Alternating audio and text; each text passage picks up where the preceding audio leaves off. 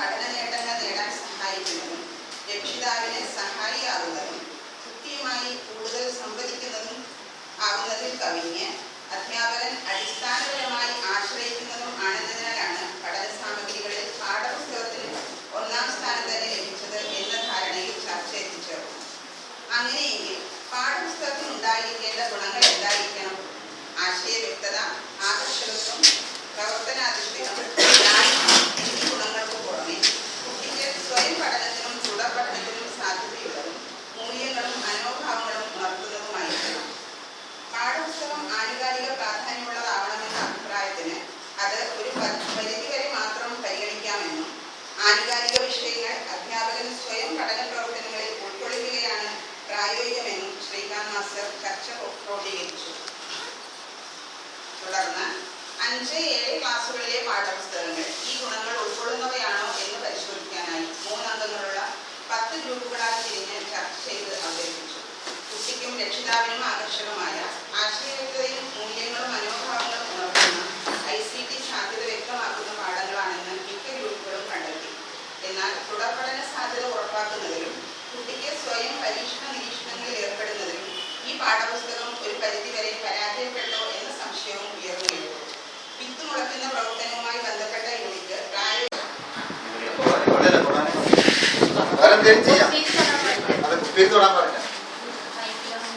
സ്ഥലത്ത് മാറ്റി വെക്കാം. നമുക്ക് ചെയ്യാൻ പറ്റും. അതിൽ തൊടാൻ പാടില്ലാന്നല്ലോ. ഊതി തൊട്ടിട്ട് ഊതി വിളിക്കാൻ പാടില്ല.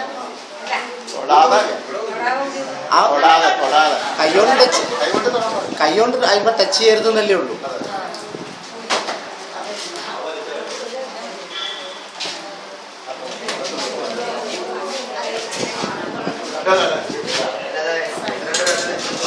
കുഴപ്പമില്ല, അത് രണ്ടാം സാധ്യതയാണ്.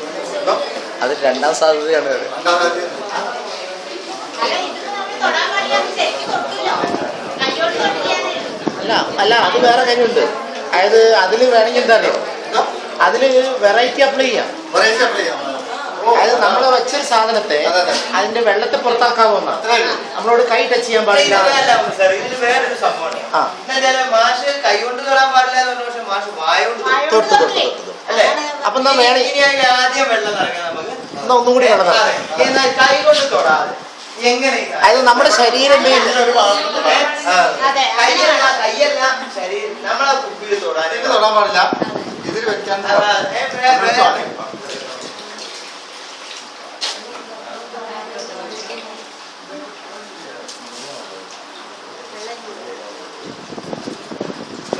ഒരു തരത്തിലും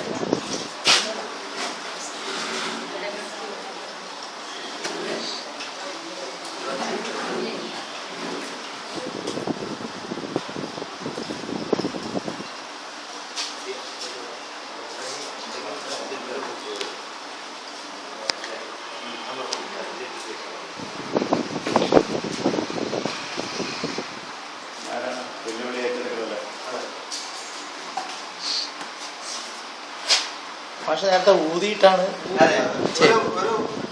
ഒരു സാധ്യത.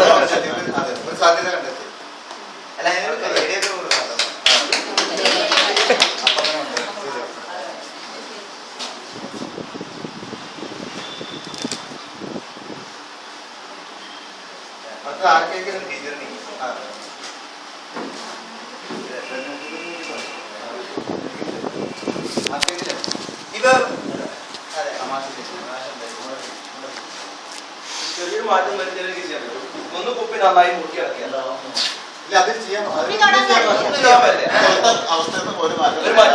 മാഷക്ക് വേണമെങ്കിൽ മാഷ് നമ്മളെ അതൊരു മാഷക്ക് വേണമെങ്കിൽ ഒരു ഓപ്ഷൻ അല്ലെ, കുപ്പി നന്നായി ഇല്ല കുപ്പി മുറുക്കി അടക്കണമെന്നില്ല.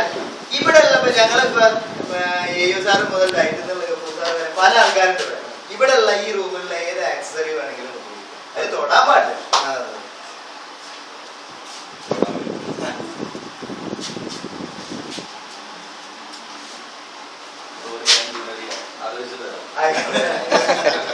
നമുക്കൊക്കെ സയൻസിന്റെ വഴിയാണ്. ഇവിടെ ഉള്ള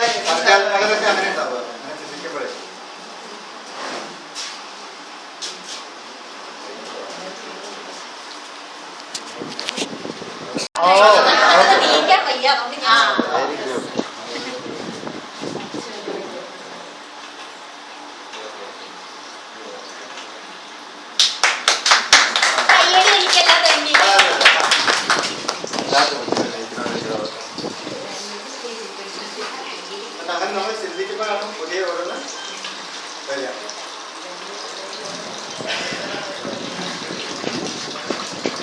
വഴികൾ ഇനിയും ചിലപ്പോൾ ഉണ്ടാവും, എന്തോ? ഇനിയും വഴികൾ ഉണ്ടാവും. അതെന്ന് പറയുന്നുണ്ട്.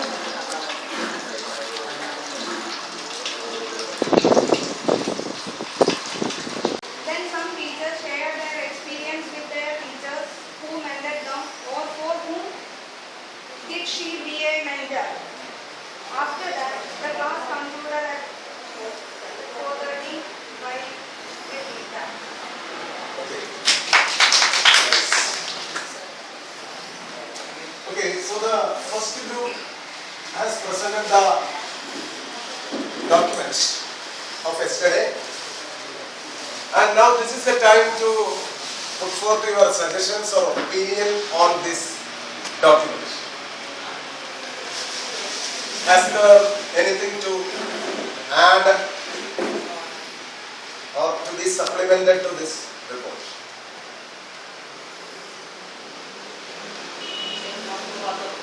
Okay.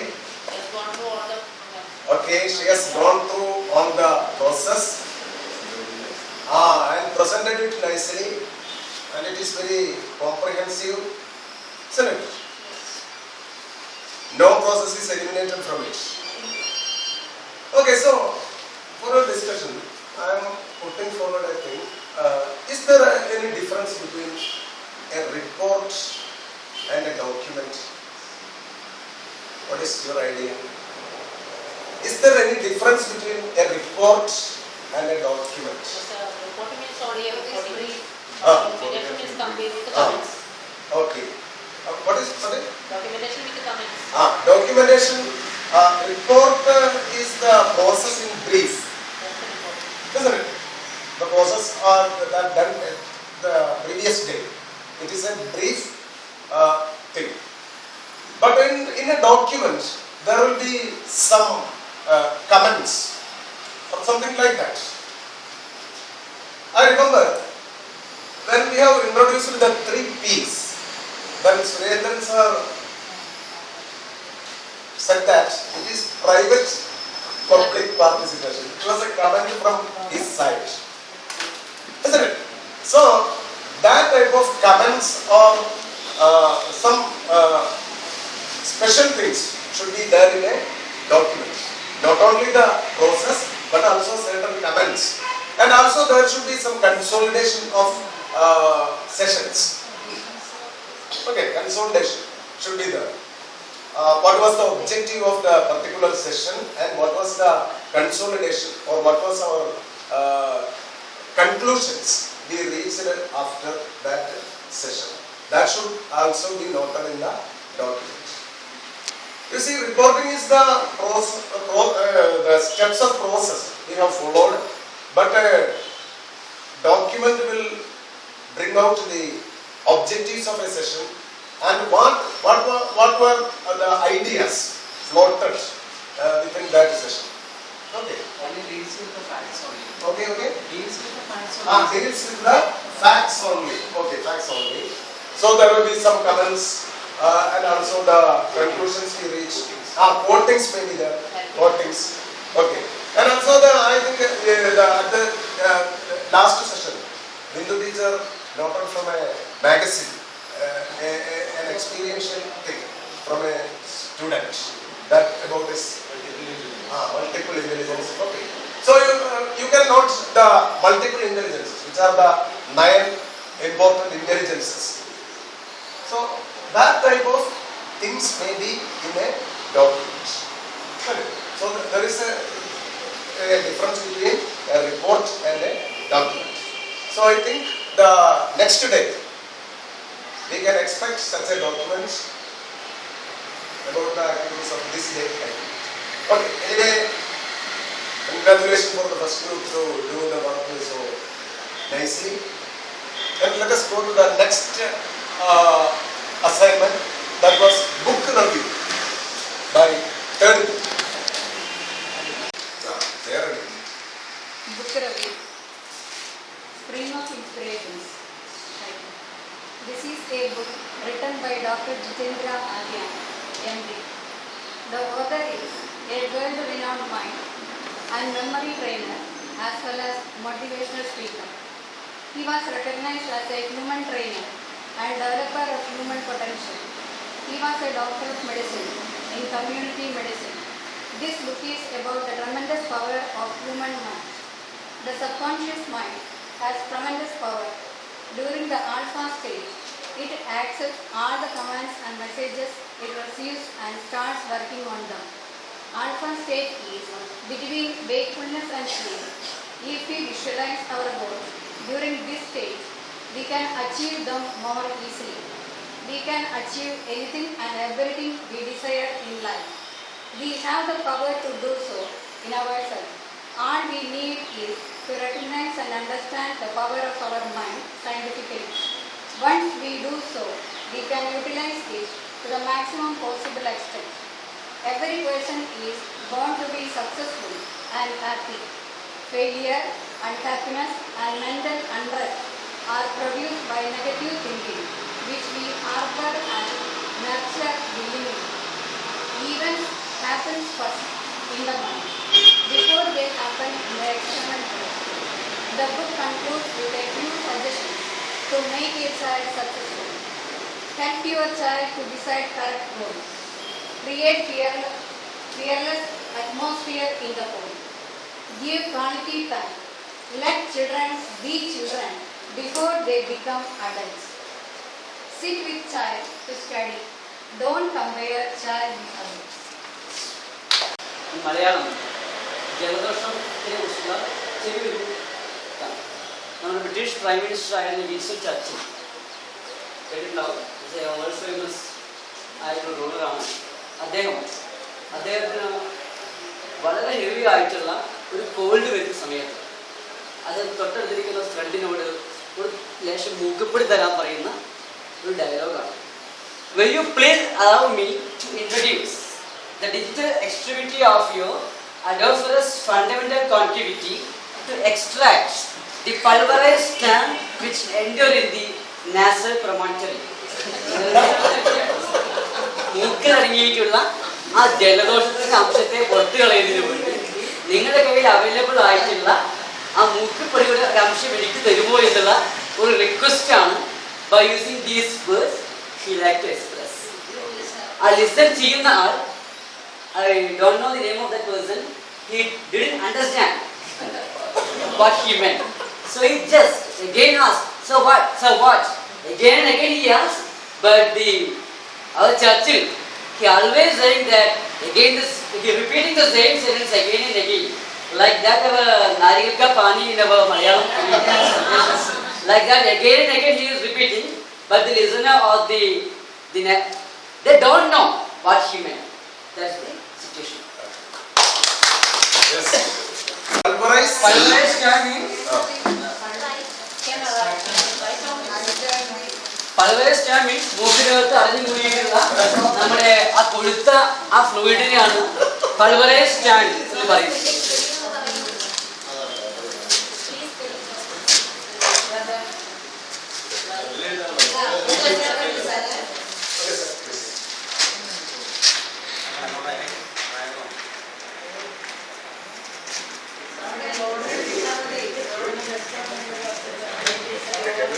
Spelling. Okay, PUL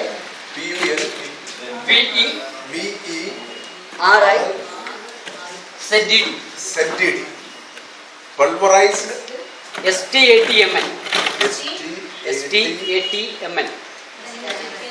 Stamen. Pulverized stamen. അതിനാണ് ആ ഫ്ലൂയിഡിന് പറയുന്നതാണ് pulverized stamen. Then nasal promontory. Nasal promontory means the nasal cavity. Nasal. PROMON TORY.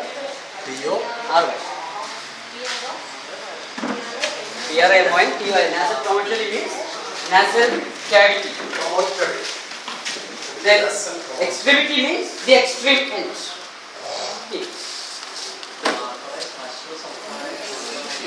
Extremity. XTREMITY.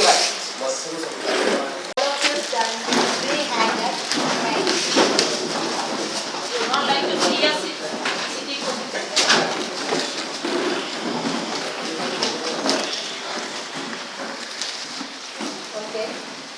Please come with me. All of you. I have taken the breakfast. I have taken. I have already taken my breakfast. Please come with me.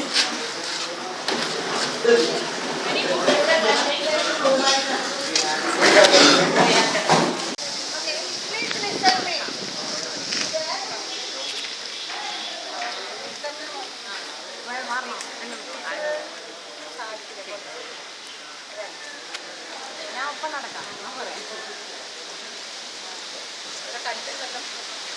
Following my instructions. Okay? Are you ready? Okay. When you first step, you turn left.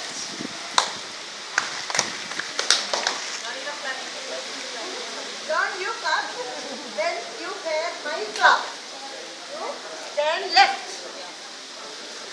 and start walking forward.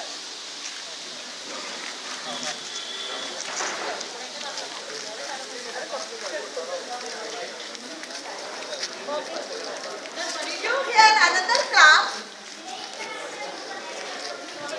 You hear another clap, you stop walking and you have friends. You just near your friends. Okay? You hear another clap.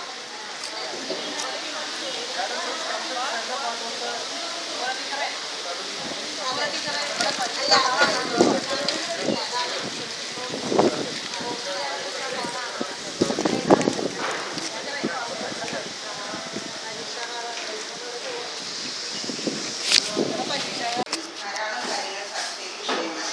പാഠപുസ്തകം ഒരുപോലെ എല്ലാ പഠിതാവിനും ലഭ്യമായതും minimum പഠന നേട്ടങ്ങൾ നേടാൻ സഹായിക്കുന്നതും രക്ഷിതാവിന് സഹായിയാകുന്നതും കുട്ടിയുമായി കൂടുതൽ സംവദിക്കുന്നതും ആകുന്നതിൽ കവിഞ്ഞ് അധ്യാപകൻ അടിസ്ഥാനപരമായി ആശ്രയിക്കുന്നതും ആണെന്നതിനാലാണ് പഠന സാമഗ്രികളിൽ പാഠപുസ്തകത്തിന് ഒന്നാം സ്ഥാനം തന്നെ ലഭിച്ചത് എന്ന ധാരണയിൽ ചർച്ച എത്തിച്ചേർന്നു. അങ്ങനെയെങ്കിൽ പാഠപുസ്തകത്തിന് ഉണ്ടായിരിക്കേണ്ട ഗുണങ്ങൾ എന്തായിരിക്കണം? ആശയ വ്യക്തത, ആകർഷകത്വം, പ്രവർത്തനാധിഷ്ഠിതം, എന്നീ ഗുണങ്ങൾക്ക് പുറമെ കുട്ടിക്ക് സ്വയം പഠനത്തിനും തുടർ പഠനത്തിനും സാധ്യതയുള്ളതും മൂല്യങ്ങളും മനോഭാവങ്ങളും ഉണർത്തുന്നതുമായിരിക്കണം.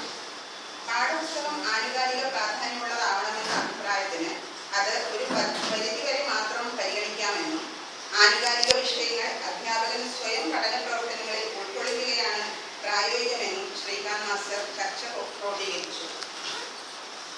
തുടർന്ന് 5-7 ക്ലാസ്സുകളിലെ പാഠപുസ്തകങ്ങൾ ഈ ഗുണങ്ങൾ ഉൾക്കൊള്ളുന്നവയാണോ എന്ന് പരിശോധിക്കാനായി 3 അംഗങ്ങളുള്ള 10 ഗ്രൂപ്പുകളായി തിരിഞ്ഞ് ചർച്ച ചെയ്ത് അവതരിപ്പിച്ചു. കുട്ടിക്കും രക്ഷിതാവിനും ആകർഷകമായ ആശയവ്യക്തതയും മൂല്യങ്ങളും മനോഭാവങ്ങളും ഉണർത്തുന്ന ICT സാധ്യത വ്യക്തമാക്കുന്ന പാഠങ്ങളാണെന്ന് മിക്ക ഗ്രൂപ്പുകളും കണ്ടെത്തി. എന്നാൽ തുടർ പഠന സാധ്യത ഉറപ്പാക്കുന്നതിലും കുട്ടിക്ക് സ്വയം പരീക്ഷണ നിരീക്ഷണങ്ങളിൽ ഏർപ്പെടുന്നതിലും ഈ പാഠപുസ്തകം ഒരു പരിധിവരെ പരാജയപ്പെട്ടോ എന്ന സംശയവും ഉയർന്നുവരുന്നു.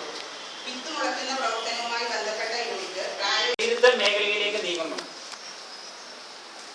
അങ്ങനെയെങ്കിൽ ഗ്രൂപ്പ് നമ്പർ 1 ഇടശ്ശേരി, നിങ്ങൾക്ക് കിട്ടിയ മേഖല യൂണിറ്റ് 1 കൂട്ടും തലത്തും സസ്യങ്ങളെ കുറിച്ചുള്ള ഒരു പാഠഭാഗമാണ്. കലാകായിക പ്രവൃത്തി പഠന മേഖലയായിട്ട് ഇതിന് എത്രത്തോളം ബന്ധമുണ്ട് എന്നുള്ളതാണ് ഞങ്ങൾ കണ്ടെത്തിയ സാധ്യതകൾ.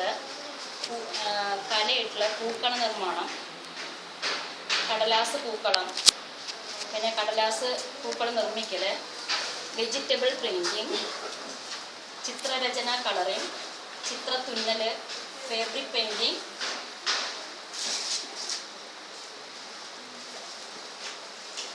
പിന്നെ അലങ്കാരങ്ങൾ, ഇപ്പോൾ കുരുത്തോല കൊണ്ട് പൂക്കൾ കൊണ്ട് അലങ്കാരങ്ങൾ, പൂച്ചെണ്ട് നിർമ്മാണം, വെജിറ്റബിൾ കാർവിങ്,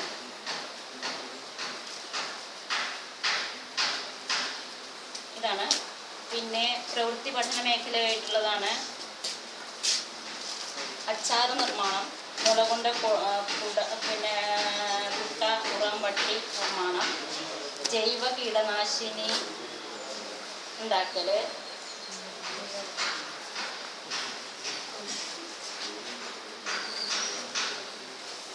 പിന്നെ ഒറിഗാമി, പിന്നെ കളക്ഷൻസ് ഒരുപാട് വരുന്നുണ്ട്. ലീഫ് ആൽബം, വേരിൻ്റെ ഒരുപാട് കളക്ഷൻസ് വരുന്നുണ്ട്. പിന്നെ വരുന്നത് കായികം വരുന്നത് മരം നടലെ സംരക്ഷണം, പിന്നെ വരുന്ന പൂന്തോട്ട നിർമ്മാണം, പച്ചക്കറിത്തോട്ടം, ഔഷധത്തോട്ടം, ജൈവ കമ്പോസ്റ്റ് നിർമ്മാണം, പിന്നെ മണ്ണിര കമ്പോസ്റ്റ് അങ്ങനെയൊക്കെ വരുന്നത്. പിന്നെ